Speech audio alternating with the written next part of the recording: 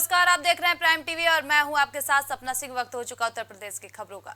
लोकसभा चुनाव 2024 में सभी चरणों का मतदान खत्म हो गया है। इसी के साथ सातवें और आखिरी चरण में 60.16% मतदान दर्ज किया गया है। आखिरी चरण में 8 राज्यों की 57 सीटों पर वोटिंग हुई है। मतदान के बाद 1 जून को एग्जिट पोल भी आ गए हैं, जिसमें बीजेपी की अगुवाई वाली एनडीए गठबंधन को 361 से 401 सीटें मिलने का अनुमान लगाया जा रहा है। साथ ही चुनाव आयोग ने मतदान खत्म होने के बाद कुछ राज्यों में सुरक्षा भी बढ़ा दी है।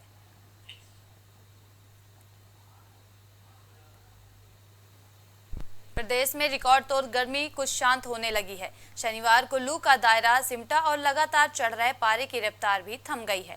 इसी के साथ प्रदेश के अधिकतम तापमान में 5 डिग्री तक की गिरावट दर्ज की गई है। पारे के उतार चढ़ाव के बीच झांसी में दिन का तापमान 46.9 डिग्री सेल्सियस, कानपुर में 45.4 डिग्री और उरई में 45.8 डिग्री सेल्सियस दर्ज किया गया है। इसी के साथ लखनऊ में भी पारा 45.2 डिग्री से लुढ़क कर 42.2 डिग्री सेल्सियस पहुंच गया है। वहीं आंचलिक मौसम विज्ञान केंद्र लखनऊ के वैज्ञानिक अतुल कुमार सिंह के मुताबिक मंगलवार तक मौसम ऐसा ही रहेगा और मंगलवार के बाद फिर लू और भीषण गर्मी का दौर लौटेगा।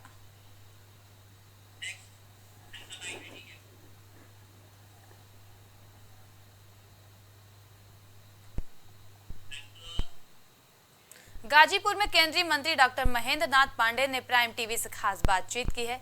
आइए आपको सुनाते हैं इस दौरान उन्होंने क्या कुछ कहा है। अभी हम मौजूद हैं गाजीपुर में, जहां पे केंद्रीय मंत्री डॉक्टर महेंद्र नाथ पांडे का यहाँ पैतृक आवास है। इनसे हम बात करते हैं। मैंने भारतीय जनता पार्टी के अधिकृत प्रत्याशी पारसनाथ राय जी यहाँ पर चुनाव लड़ रहे हैं। विद्यार्थी जीवन के साथ ही बहुत शानदार चुनाव लड़े हैं। मैं अपने मतदान का प्रयोग करने, क्योंकि मैं यहीं से मतदाता हूँ, इसके लिए यहाँ आया था और हमेशा मैं गांव में ही मतदान करता हूँ। और चारों तरफ भाजपा के पक्ष में, मोदी जी की अगुवाई में बहुत शानदार जन समर्थन है और नरेंद्र मोदी जी तीसरी बार बहुत बड़े बहुमत की सरकार बनाने जा रहे हैं, ये सुनिश्चित है। अखिलेश यादव ने कहा कि हम पूर्वांचल की 13 की 13 सीट जीत रहे हैं।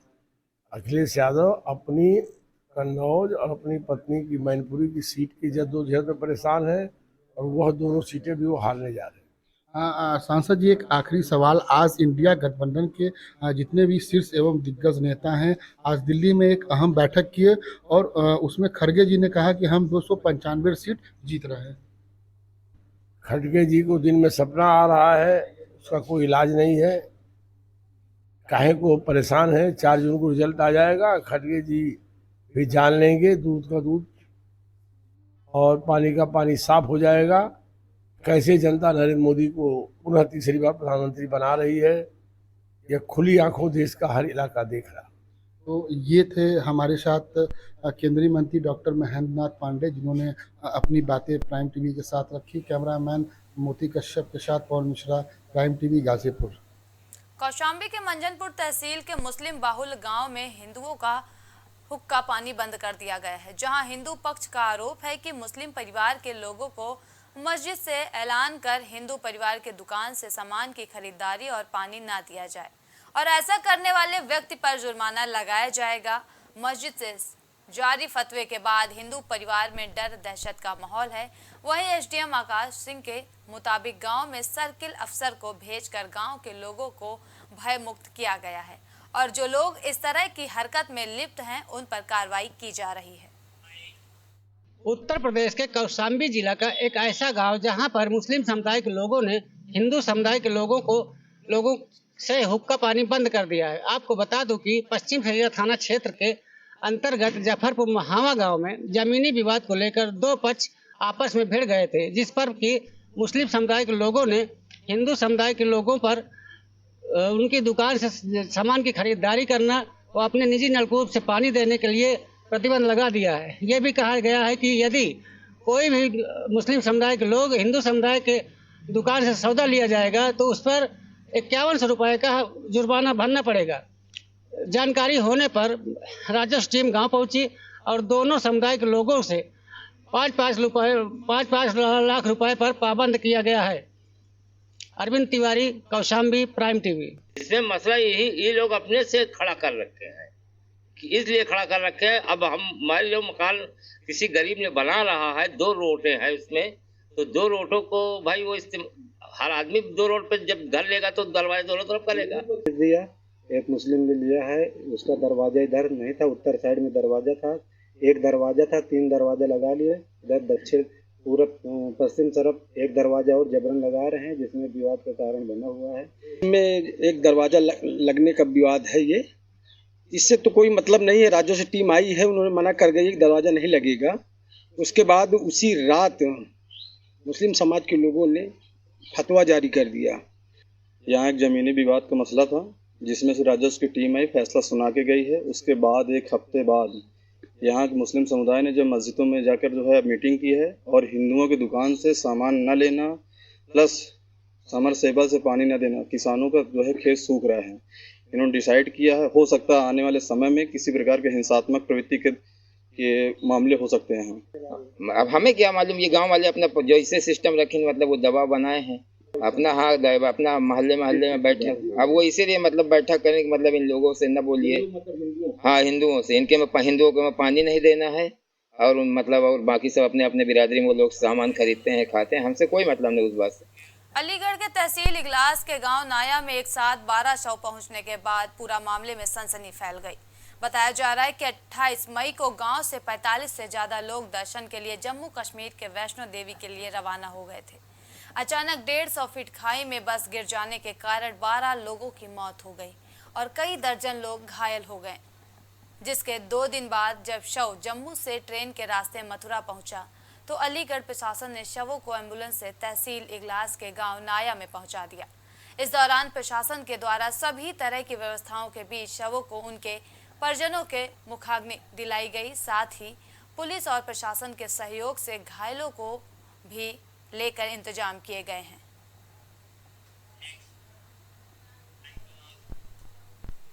इटावा सफारी पार्क में शेरों का कुनवा भी बढ़ा है। बता दें कि सफारी पार्क के बब्बर शेर प्रजनन केंद्र में बीते जन्मी शेरनी नीरजा ने पहली बार 3 शावकों को जन्म दिया, जो पूरी तरह स्वस्थ हैं। तीनों नवजात शावक और मादा बब्बर शेरनी की देखभाल पशु चिकित्सकों की टीम कर रही है।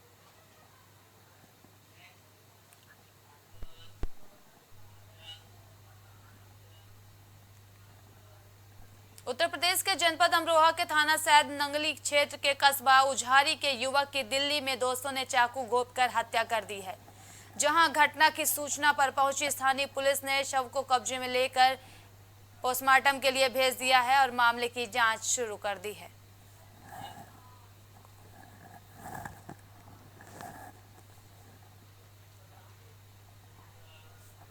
राजधानी लखनऊ के ठाकुरगंज में बदमाश और पुलिस के बीच मुठभेड़ हो गई और मुठभेड़ में पुलिस ने एक अपराधी को गिरफ्तार कर लिया है। बताया जा रहा है कि पुलिस काफी समय से गिरफ्तार आरोपी की तलाश में जुटी हुई थी और अपराधी के पास से पुलिस ने 3 जिंदा कारतूस, 1 खोखा और 1 बैरल में फंसा कारतूस बरामद किया है। फिलहाल पुलिस ने अपराधी को इलाज के लिए अस्पताल में भर्ती कराया है और मामले की जांच पड़ताल शुरू कर दी है। राजधानी लखनऊ के थाना ठाकुरगंज में एक मुठभेड़ हुई है, बदमाश और पुलिस के बीच मुठभेड़ हुई है। मेरे साथ अभी मौजूद हैं डीसीपी वेस्ट दुर्गेश जी, इनसे बात करेंगे कि कैसे क्या हुआ, क्या कुछ पूरा मामला था। सर कैसे हुआ मुठभेड़, कौन था? ये कल दिन में एक महिला से छिनैती की घटना हुई थी।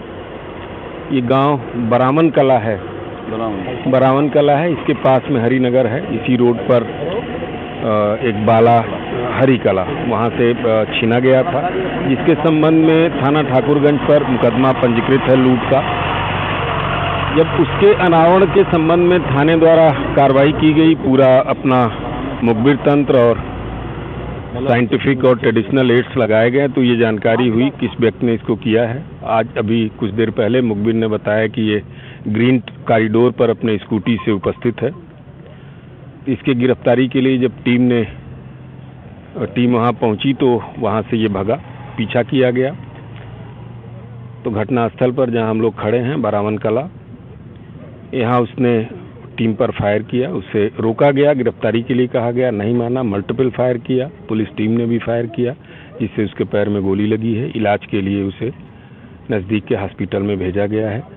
अभी जो जानकारी प्राप्त हुई है, इसका नाम बबलू उर्फ कलीम है। ये शाहपुर थाना दुबग्गा का रहने वाला है, शाहपुर बमरौली, और ये इंदिरा नगर थाने का हिस्ट्री सीटर है। इसके ऊपर कुल अब तक 18 मुकदमे हैं और बहुत एक्टिव अपराधी है ये। इन 18 मुकदमों में एक हत्या का प्रयास, 7 लूट के मुकदमे हैं, आर्म्स एक्ट के मुकदमे हैं, और ये बहुत ही एक्टिव रहा है। बाकी जो मुकदमे में बरामदगी वगैरह है, उसकी कार्रवाई हम लोग कर रहे हैं। आगे जैसा डेवलपमेंट होगा उसको अवगत कराया जाए। सर, ये जब इसको दौड़ाया गया, ये अकेला था या इसके साथ और भी लोग थे? नहीं, ये अकेला था स्कूटी पे, अन्य कोई नहीं था। अकेले ही ये वहाँ स्पॉट हुआ, अकेले ही भगा और इसने अकेले ही पुलिस से मुठभेड़ की है। तो ये थे मेरे साथ डीसीपी वेस्ट दुर्गेश कुमार। साफ तौर पे इन्हीं ने बताया कि घटना स्थल पर मौजूद थे। यहाँ पर इन्होंने ये बात बताई कि किस तरीके से उसने पुलिस के ऊपर फायर किया और पुलिस की जवाबी कार्रवाई में पुलिस की उसको गोली लगी, मुठभेड़ में घायल हुआ है और जिसको इलाज के लिए भेजा गया है। फिलहाल पुलिस जो है वो अभी आगे की जांच पड़ताल में जुटी है। लखनऊ से प्राइम टीवी के लिए वैस। उत्तर प्रदेश की खबरों में अभी के लिए इतना ही। देश और दुनिया की तमाम बड़ी खबरों के लिए देखते रहिए प्राइम टीवी।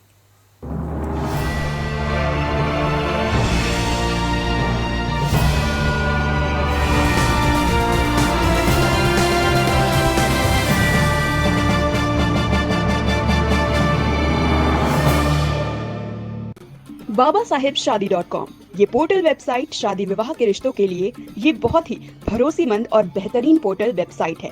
अभी तक बहुत सारे लोगों ने इस पर भरोसा किया है और मनचाहा रिश्ता पाया है। ये पूर्णतः सुरक्षित है। आप आज ही अपना निशुल्क पंजीकरण कराएं और मनचाहा रिश्ता पाएं।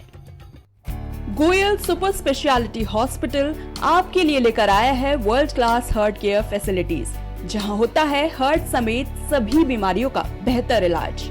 संपर्क करें अयोध्या रोड, चिन्हट, लखनऊ।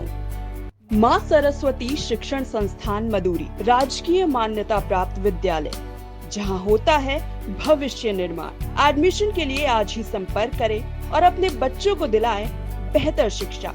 जिला Kheri, Uttar Pradesh. MGM hospital and research centre, advance neuro and spine surgery centre. आपका स्वास्थ्य ही हमारी प्राथमिकता। पता Jhalwa, Prayagraj. M planet digital world लेकर आया है इलेक्ट्रिक स्कूटर की दुनिया में नई क्रांति। बेहतर कंफर्ट, आधुनिक सुविधाओं से लैस रोड का नया बादशाह। इलेक्ट्रिक स्कूटी अपनाए, प्रदूषण को कहे बाय बाय।